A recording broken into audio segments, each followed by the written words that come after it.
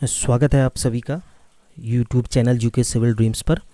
हम लोग पढ़ रहे हैं 12th की बायोलॉजी का सेकंड चैप्टर पुष्पी पादपों में लैंगिक जनन। ओके, और ये पार्ट 4 है वीडियो का। मैं कोशिश कर रहा हूँ आपसे कि थोड़े कम पार्ट्स में, यानी कि बहुत कम मिनट के मैं वीडियोस आपके लिए बनाऊँ, क्योंकि 45-50 मिनट का वीडियो बहुत लेंदी हो जा रहा है, तो आप लोगों को भी शायद समझने में थोड़ा दिक्कत होगी। तो मैं ये कोशिश करूँगा कि 15 मिनट से ऊपर का ये वीडियो ना बने, ठीक है। तो लास्ट जहाँ तक आप लोगों ने पढ़ा था, नर और मादा पुष्प के जो जननांग हैं उनका अच्छी तरह से उनकी संरचना का अध्ययन आप सभी ने किया, और उसके बाद युग्मक का निर्माण कहाँ पर होता है ये आप सभी ने देखा। तो पुष्प के बारे में संपूर्ण जानकारी आपको मिल चुकी है, क्योंकि आप सभी जानते हैं कि लैंगिक जनन की जो प्रक्रिया है उसमें निषेचन एक बहुत महत्वपूर्ण प्रक्रिया है। और निषेचन तब होता है जब दोनों युग्मक, यानी कि नर और मादा, male and female gametes unite together, जब वो आपस में मिलते हैं तब युग्मक का निर्माण होगा। तो नर और मादा युग्मकों के बारे में अब आपने पढ़ लिया है, तो अब निषेचन की बारी आएगी। बट निषेचन के लिए आपको पता है कि नर युग्मक का मादा युग्मक तक का पहुंचना आवश्यक होता है। ओके, तो इसीलिए आज का जो हमारा टॉपिक होगा वो होगा परागण, यानी कि पॉलिनेशन। तो पॉलिनेशन के बारे में आप लोगों ने इससे पहले भी सुना होगा कि जब नर युग्मक मादा युग्मक तक पहुंचता है तो इस प्रक्रिया को हम पॉलिनेशन कहते हैं, ठीक है। और ये पॉलिनेशन बहुत से जीवों के माध्यम से भी हो सकता है, ठीक है ना, पानी के माध्यम से भी हो सकता है, और हवा के माध्यम से भी हो सकता है। तो पॉलिनेशन के बहुत सारे मीडियम्स होते हैं, अभी हम देखेंगे इनको धीरे धीरे, ठीक है। पहले एक पुष्प की संरचना से समझ लेते हैं कि आखिर परागण यानी कि पॉलिनेशन क्या होता है। देखिए, कंफ्यूज मत करना, ये परागण है, ठीक है, परागकण नहीं है, परागण है। ये परागण एक प्रक्रिया है, पॉलिनेशन, ठीक है ना। तो ध्यान से देखिए, अब आपको इस चित्र में थोड़ा सा समझना है। यहाँ पर ओके, ये जो पार्ट है आपका जिसको मैं ग्रीन कर रहा हूँ, ये आपको पता है कि पुंकेसर है, ठीक है। ये पूरा पुमंग है और ये पुंकेसर है। पुंकेसर के अंदर ये जो स्ट्रक्चर आपको येलो वाला दिख रहा है, ये पराग कोश है, ठीक है। मैंने कहा था ना द्विपालित पराग कोश। तो ये सारे आपको जितने मैंने अंडरलाइन कर लिए, आपको सारे पराग कोश दिखाई दे रहे हैं। पराग कोश के अंदर क्या होता है? पराग कोश के अंदर पराग कण बनते हैं, ठीक है। और पराग कण के अंदर होता है नर युग्मक, यानी कि मेल गैमीट। देखिए, ये सब मैं आपको पढ़ा चुका हूँ, ठीक है ना। हम सिर्फ ये देखना चाह रहे हैं कि जो पॉलिनेशन यानी कि परागण की प्रक्रिया है उसमें क्या होगा। तो अब होता क्या है, और ये फीमेल वाला पार्ट है, ओके। ये जो है यहाँ से लेकर के ये पूरा का पूरा स्ट्रक्चर मैंने अंदर आपको यहाँ बताया था कि यहाँ कहीं पर एक मादा युग्मक होता है, ठीक है। तो नर युग्मक यहाँ है, मादा युग्मक यहाँ है। अब होना क्या है कि नर युग्मक को यहाँ से इस रास्ते, ठीक है, इस रास्ते अंदर ऐसे आते आते यहाँ तक जाना है। तो यही प्रक्रिया क्या कहलाती है? परागण कहलाती है, ठीक है, पॉलिनेशन कहलाएगी। समझ रहे हो? देखिए, बहुत इजी है। पराग कणों का, ध्यान से सुनना, पराग कणों का मादा युग्मक के पास जाना, ठीक है, यही क्या कहलाएगा? परागण कहलाता है। किसके माध्यम से? परागकण कहाँ होते हैं? परागकोश में। तो परागकोश से पराग कणों का वर्तिकाग्र के माध्यम से, ये भाग आपको पता है ना, वर्तिकाग्र है मादा जननांग का वर्तिकाग्र भाग। तो वर्तिकाग्र से ये एक पराग नलिका यहाँ पर बनाई जाती है, जिस पराग नलिका के माध्यम से ये अंदर, आपने कोशिका का स्ट्रक्चर देख लिया था कि किस तरह से 3 कोशिकाएं ऊपर, 3 कोशिकाएं नीचे और 2 बीच में होती हैं। तो उन्हीं में से एक अंड कोशिका होती है, एग सेल होती है, ठीक है। तो उसी एग सेल से जब नर युग्मक मिल जाएगा तो निषेचन होगा और ये प्रक्रिया परागण कहलाएगी। चलिए परिभाषा देख लेते हैं किसकी? परागण की, ठीक है। तो परागण की परिभाषा क्या कहती है? पराग कोश से परागकण के उसी प्रजाति के पुष्प के वर्तिकाग्र तक पहुंचने की प्रक्रिया परागण कहलाती है। बताया था मैंने भी आपको, पराग कोश से परागकण के, ये दाने होते हैं ना ऐसे परागकण जो पराग कोश के अंदर होते हैं, उसी प्रजाति के पुष्प के वर्तिकाग्र, अभी चित्र में दिखाया था, ये प्रक्रिया परागण कहलाएगी। और देखिए, यह निषेचन से पहले होने वाली प्रक्रिया है। ध्यान से समझना, निषेचन कब होता है? जब नर युग्मक और मादा युग्मक मिलते हैं तब होता है निषेचन। लेकिन परागण में क्या हो रहा है? नर युग्मक मादा युग्मक की तरफ जा रहा है। तो जाहिर सी बात है यह निषेचन से पहले होगी। अगर परागण ही नहीं होगा, मतलब कि नर युग्मक वहाँ से निकलेगा ही नहीं मादा युग्मक तक जाने के लिए, तो निषेचन की प्रक्रिया नहीं हो पाएगी। इसीलिए ये निषेचन से पहले होती है। और देखिए वायु के द्वारा, जल, कीट आदि माध्यमों के द्वारा ये सब संपन्न होता है। तो सिंपल है, समझ गए होंगे आप। और एक बात और ध्यान रखना है आपको, जो हनी बी होती है, ठीक है, यानी कि मधुमक्खी जो होती है वो बेस्ट पॉलिनेटर होती है। ओके, सबसे अच्छी पॉलिनेटर है मधुमक्खी, यानी कि बहुत सारे पुष्पों की प्रजातियों में वो परागण करने का काम करती है। देखिए आपकी बुक में भी परागण के बारे में दिया गया है, आप यहाँ से पढ़ सकते हैं परागण के प्रकार। आप परागण के बारे में जितना भी आपकी बुक में दिया गया है उसे आप बहुत गहराई से पढ़ें, क्योंकि इसमें बहुत सारे बीच बीच में एग्जाम्पल्स निकलते हैं जो कि एग्ज़ाम्स में पूछे जाते हैं। तो आपको इन्हीं में से अपने नोट्स भी तैयार करने हैं, ठीक है। मैं आपको टॉपिक को समझा रहा हूँ, बट डीप स्टडी के लिए आपको पूरा का पूरा ये स्वयं पढ़ना ही पड़ेगा। तो इससे क्या होगा कि आपका नॉलेज और ज़्यादा मजबूत हो जाएगा, ठीक है। चलिए आगे बढ़ते हैं। अब आपसे अगर पूछा जाएगा कि परागण, तो आपको पता चल गया कि पॉलिनेशन यानी कि परागण क्या है। अब आपसे किसी ने पूछ लिया कि सामान्यतः परागण कितने प्रकार का होता है, तो आप कहेंगे 2 प्रकार का परागण होता है। एक होता है स्वपरागण और दूसरा होता है परपरागण, ठीक है। मैं अभी विस्तार से इसको समझाऊंगा। बस आपको ध्यान क्या देना है कि स्वपरागण और परपरागण, ठीक है ना, यानी कि 2 प्रकार का आपके पास पॉलिनेशन है, सेल्फ पॉलिनेशन, ओके, और दूसरा होता है क्रॉस पॉलिनेशन, ठीक है। तो पहले बात कर लेते हैं स्वपरागण के बारे में। देखिए स्व से मतलब समझ में आता है कि अपना, ठीक है ना, परागण, सेल्फ पॉलिनेशन। इसमें क्या है, परिभाषा देखें, जब एक पुष्प के परागकण उसी पुष्प के वर्तिकाग्र पर या उसी पौधे के अन्य पुष्प के वर्तिकाग्र पर पहुंचते हैं तो ये प्रक्रिया स्वपरागण कहलाती है। फॉर एग्जाम्पल ये कोई पेड़ है, ठीक है, एक प्लांट है और ये उसमें एक फ्लावर है, ठीक है। अब आप देखिए एक पुष्प के परागकण उसी पुष्प के वर्तिकाग्र पर, माना यहाँ से परागकण निकले और इसी पुष्प के वर्तिकाग्र पर पहुँच गए, या उसी पौधे के अन्य पुष्प, या हो सकता है इसी पौधे में एक फूल और है, तो ये परागकण यहाँ से यहाँ न जा करके यहाँ से यहाँ आ गए। तो जब ये प्रक्रिया होगी तो इसे हम कहेंगे स्वपरागण, यानी कि सेल्फ पॉलिनेशन। देखिए सेल्फ का मतलब है अपने में ही, ठीक है।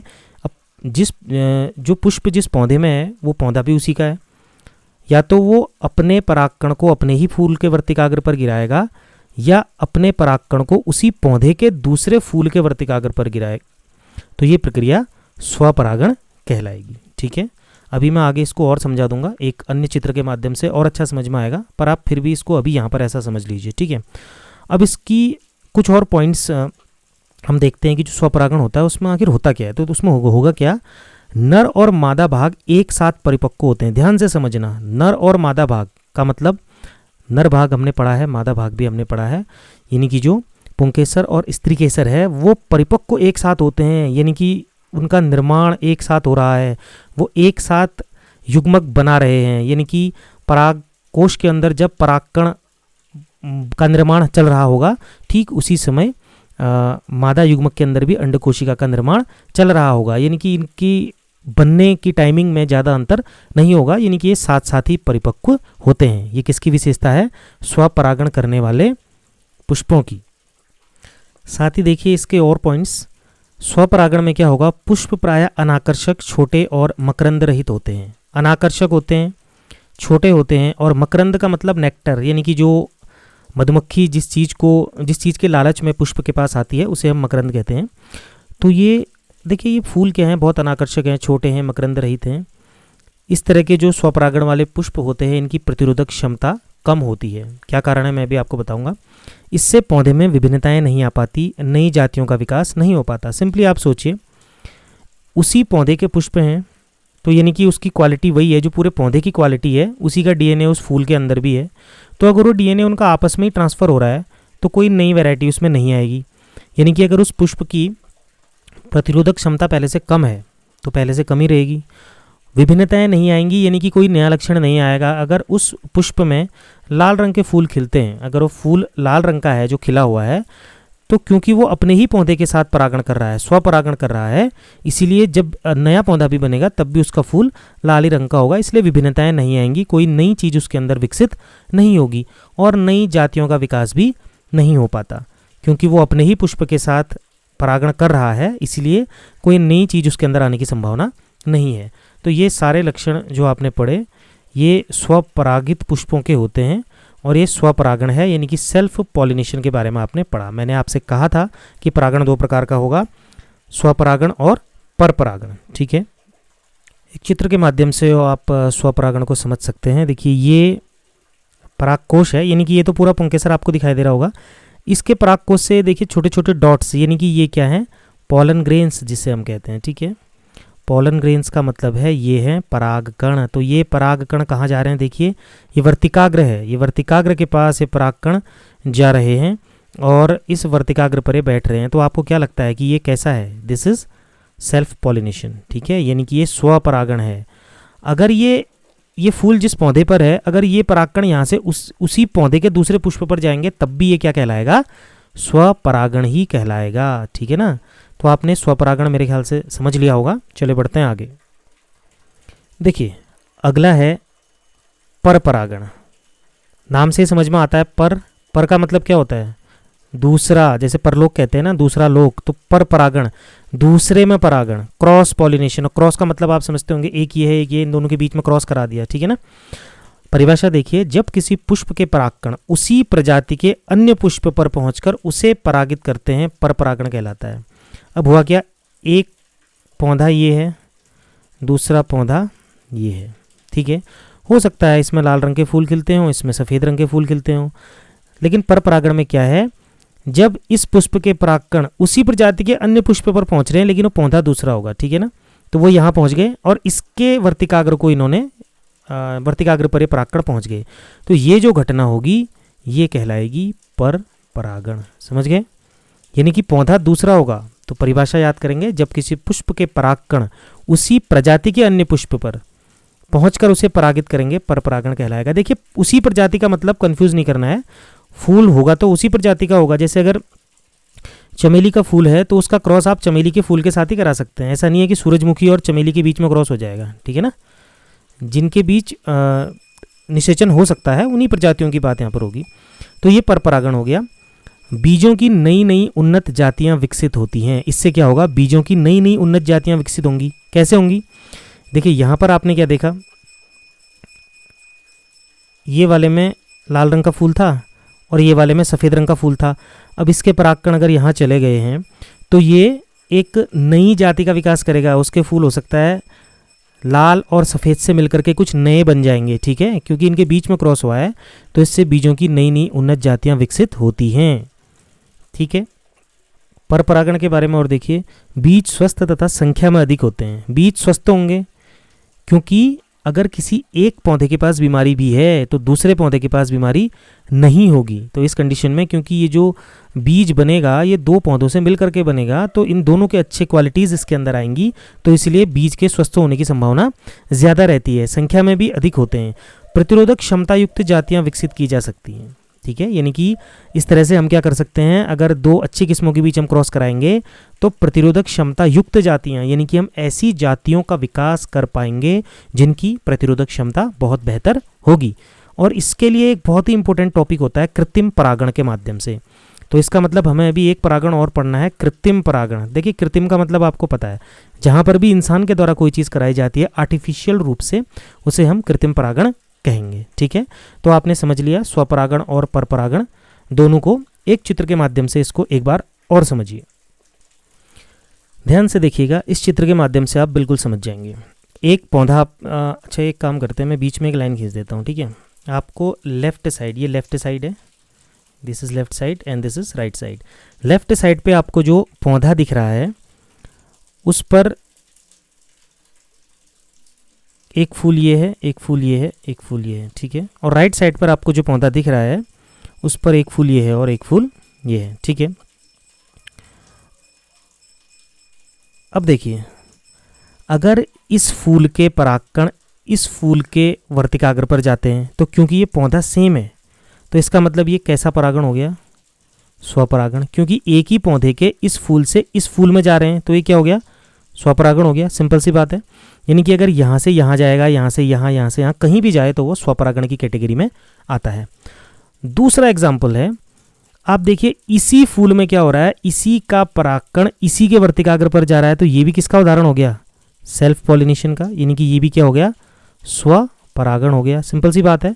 तो अगर एक पुष्प से दूसरे पुष्प में जाएगा लेकिन पौधा वही होगा और उसी पुष्प के परागकण को उसी पुष्प के वर्तिकाग्र पर जाना है, तब भी क्या होगा, स्वपरागण होगा।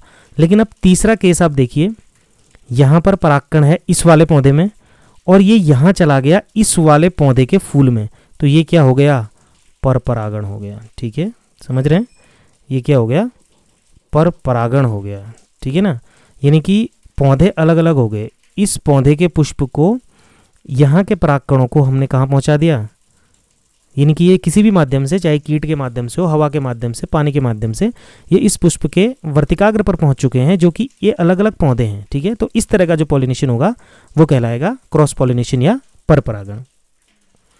देखिए बात करते हैं परपरागण जो होता है, ठीक है, यानी कि जिसको हम बोलते हैं क्रॉस पॉलिनेशन, तो ये कैसे होता है, ठीक है ना, ये जानना भी बहुत ज़रूरी है कि ये क्रॉस पॉलिनेशन कैसे होता है। तो बहुत सारी विधियां हैं इसकी। सबसे पहले अगर हम बात करें तो एक होगा आपका कीट परागण। ठीक है, आपके बुक में आपको मिल जाएगा, नहीं मिलेगा तो आप यहाँ से भी नोट कर सकते हैं। कीट परागण को बोला जाता है एंटोमोफिली। ठीक है, अब आप नाम से ही समझ रहे होंगे। देखिए परपरागण का मतलब समझ रहे हैं ना, एक पौधे से दूसरे पौधे के पुष्प में जब जाएगा तो वो अपने आप तो चला नहीं जाएगा, उसके लिए किसी न किसी माध्यम की आवश्यकता होगी। फूल तो नहीं पहुंचा सकता वहाँ जाकर, तो उसके लिए अगर कीट परागण की बात करेंगे तो आपकी बुक में इसके बारे में लिखा हुआ, आप ध्यान से पढ़िएगा। मैक्सिमम जो परपरागित यानी कि क्रॉस पॉलिनेशन करने वाले पौधे होते हैं उनमें कीट परागण ही ज़्यादा होता है। ठीक है, तो इसके जो फूल होंगे वो आकार में बहुत बड़े होते हैं, जैसे सूरजमुखी में होगा। ठीक है, इनमें क्या होगा कि दलपुंज जो होते हैं बहुत रंगे बिरंगे होते हैं। क्यों होंगे दलपुंज रंगे बिरंगे, पेटल्स ब्यूटीफुल इसलिए होते हैं ताकि वो जो इंसेक्ट्स हैं उसको अपनी तरफ आकर्षित कर पाएँ। जब कोई कीट आकर्षित होकर के पुष्प की तरफ आएगा तभी वो परागकण उस पर चिपकेंगे और वो फिर दूसरे पुष्प पे जाएगा और वहाँ पर वो वर्तिकाग्र पर चिपक जाएंगे। ठीक हो गया। इसका एक एग्जाम्पल बहुत बढ़िया आपकी बुक में भी दिया गया है, और एक पौधा है जिसका नाम है साल्विया। ठीक है, साल्विया का जो फ्लावर होता है उसकी खासियत क्या है कि एक विशेष प्रकार के कीट उसके अंदर घुस पाते हैं और उसके बाद साल्विया में क्या होगा, पुंकेसर उसके साल्विया जो कीड़ा होता है उस पर पुंकेसर लग जाते हैं और वो साल्विया का जो फूल होता है वो बना ही बिल्कुल ऐसा होता है कि वो विशेष कीड़ा उसके अंदर घुस पाता है। चलिए मैं आपको चित्र में दिखा के समझाता हूँ, ध्यान से देखिएगा। ये साल्विया का पुष्प है, ठीक है, ये देखिए पूरा फूल है, ठीक है ना। अब यहाँ पर आपको एक कीड़ा दिखाई दे रहा होगा एक गोल घेरे के अंदर, ठीक है। आप ध्यान से देखिए, ये जो पुंकेसर है, देखिए डंडा, ये पुंकेसर, ये परागकोश है यहाँ पर।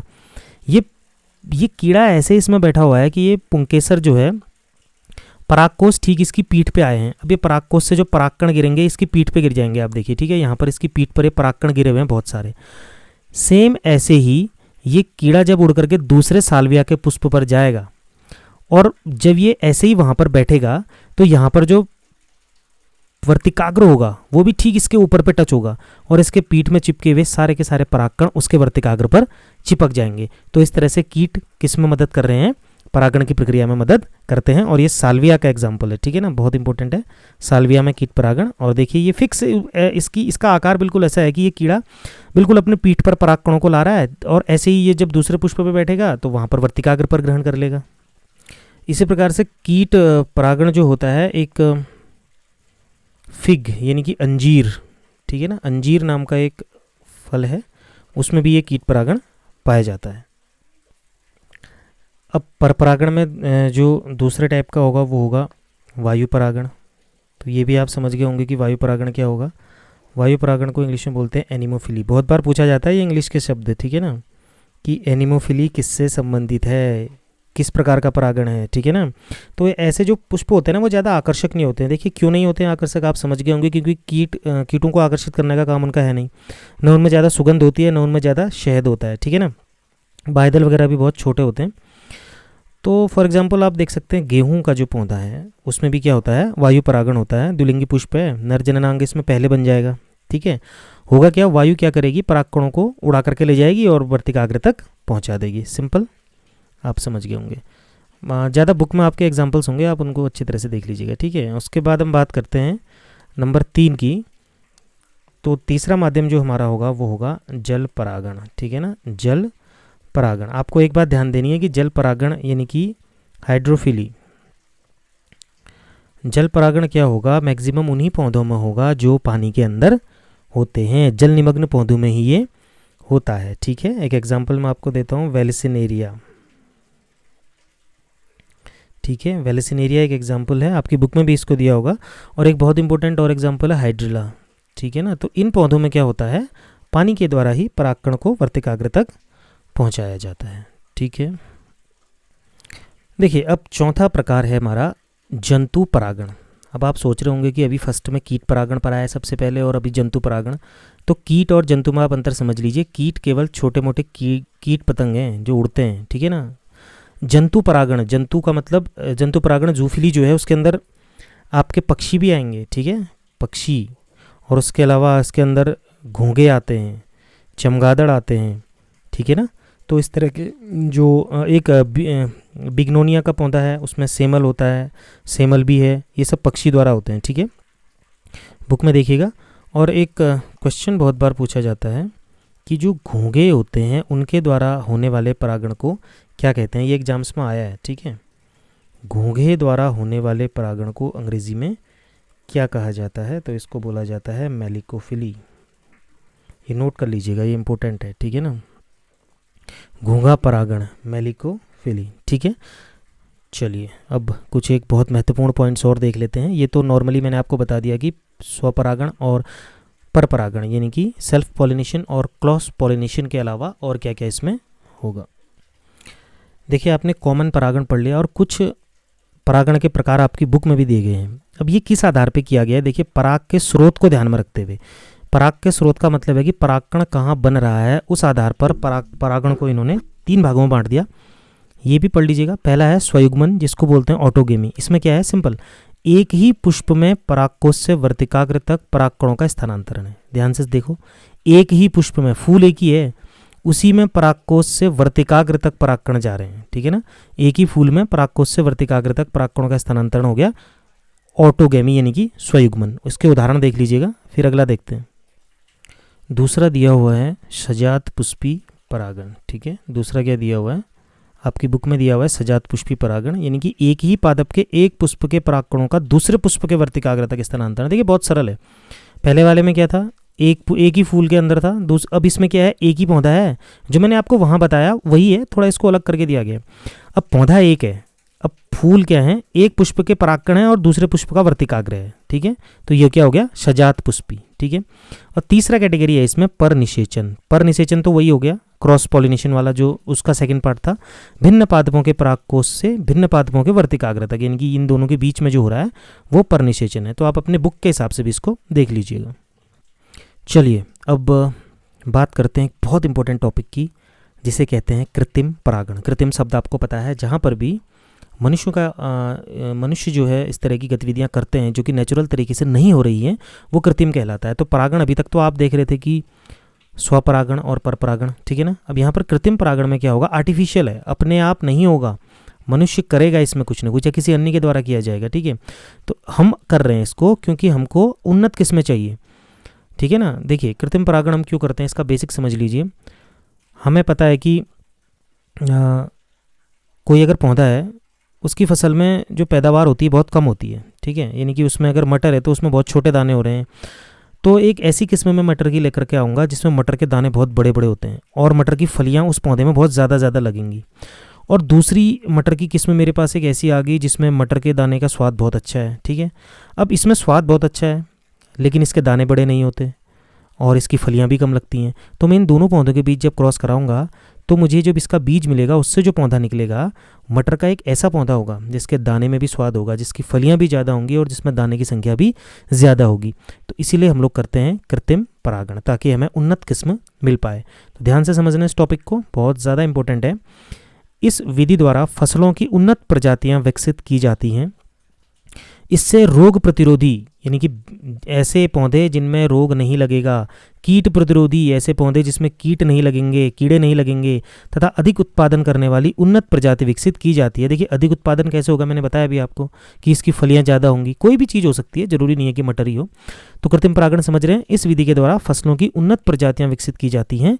इससे रोग प्रतिरोधी, कीट प्रतिरोधी और अधिक उत्पादन करने वाली उन्नत प्रजाति विकसित की जाती है। ठीक है, अब देख लेते हैं कृत्रिम परागण करते कैसे हैं। आपको ये लिखना एग्जाम्स में अगर आएगा तो आपको पता होना चाहिए। तो कृत्रिम परागण के लिए सबसे पहले इंपॉर्टेंट है विपुंसन, इमैस्कुलेशन। ठीक है, विपुंसन एक तकनीक है, एक प्रक्रिया है। आपको कृत्रिम परागण करना है, किसी वैज्ञानिक को करना है, किसी किसान को करना है कृत्रिम परागण, तो उसके लिए वो सबसे पहले क्या करेगा, सवाल आपसे पूछा जाएगा कृत्रिम परागण कैसे होता है, आप लिखेंगे सबसे पहले विपुंसन करते हैं, इमैस्कुलेशन। क्या होता है विपुंसन? द्विलिंगी पुष्पों में पराग प्रस्फुटन से पूर्व, यानी कि ये आपका परागकोश है, आपको पता है ना कि परागकोश यहाँ से फट जाता है तो इसके अंदर से सारे परागकण क्या हो जाते हैं, बाहर निकल जाते हैं। अब इसी पराग प्रस्फुटन से पहले ही आपको परागकोश को चिमटी की सहायता से पुष्पकलिका से अलग करना है। ठीक है, यानी कि ये जहाँ पर भी है इसको क्या कर देना है, मुख्य पौधे से अलग कर देना है। यही प्रक्रिया क्या कहलाएगी, विपुंसन। पादप प्रजनक इस तकनीक का प्रयोग कृत्रिम संकरीकरण के लिए करते हैं। देखिए पादप प्रजनक का मतलब है वो व्यक्ति जो दो पौधों के बीच में क्रॉस करा रहा है, उसे हम कहते हैं पादप प्रजनक। तो विपुंसन में क्या करना है आपको, ये जो परागकोश है, इससे पहले कि ये परागकोश अपने परागकणों को उस पौधे के वर्तिका, उस पुष्प के वर्तिकाग्र पर गिरा दे, उससे पहले ही हम परागकोश को काट करके चिमटी की सहायता से परागकोश को अलग कर देंगे। यानी कि अब उस पुष्प में परागकोश है ही नहीं, तो उसके वर्तिकाग्र को कौन सा परागकण आकर के निषेचित करेगा, कोई नहीं कर सकता। ठीक है ना, तो इसके लिए सबसे पहला काम हमने क्या कर दिया, परागकणों को काट करके मतलब परागकोश को काट के अलग कर दिया। तो पता आपने क्यों किया इसको अलग, क्योंकि ये वाले परागकण हमको चाहिए ही नहीं थे, तो हमने इसको अलग कर दिया। अब देखते हैं सेकंड नंबर पे क्या करेंगे।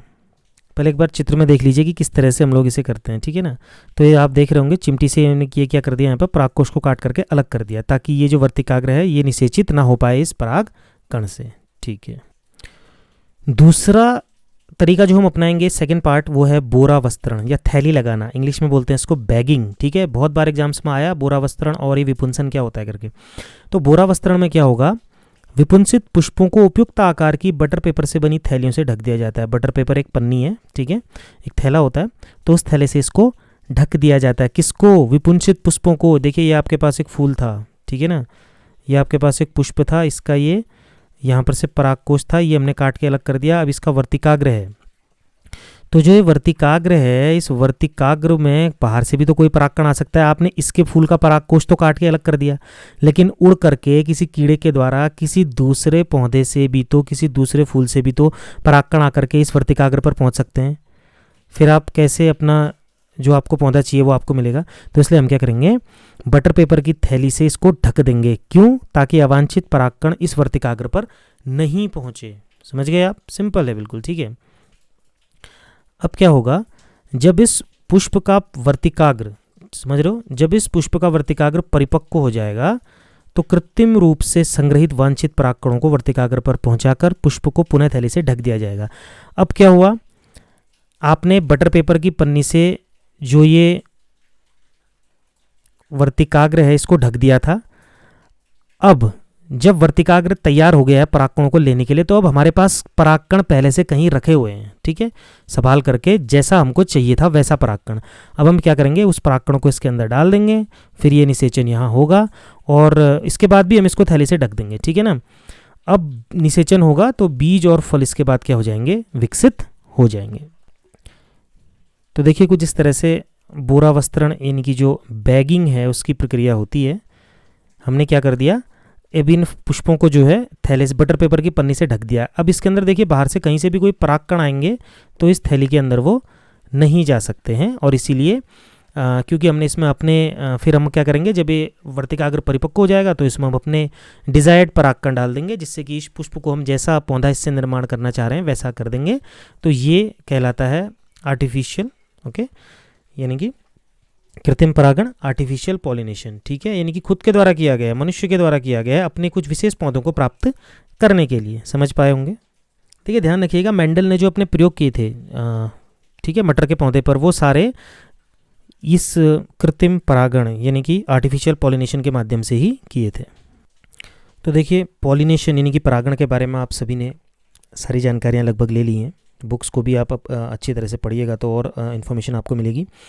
बहुत जल्दी इसका नेक्स्ट पार्ट 5 लेकर के मैं आऊँगा, जिसमें बहुत सारी और नई चीज़ें होंगी इसी चैप्टर से रिलेटेड। बहुत अच्छे पॉइंट्स आने वाले हैं, डबल फर्टिलाइजेशन, ट्रिपल फ्यूज़न, इस तरह की चीज़ें हैं अब जो आने वाली हैं आगे को। देखिए रिवीजन को मत भूलिए, ठीक है ना, हमेशा याद रखना जो पहले पढ़ भी लिया है 1 महीना 2 महीना पहले, एक बार जाके देखो तो सही कि वो आ रहा है कि अब नहीं आता।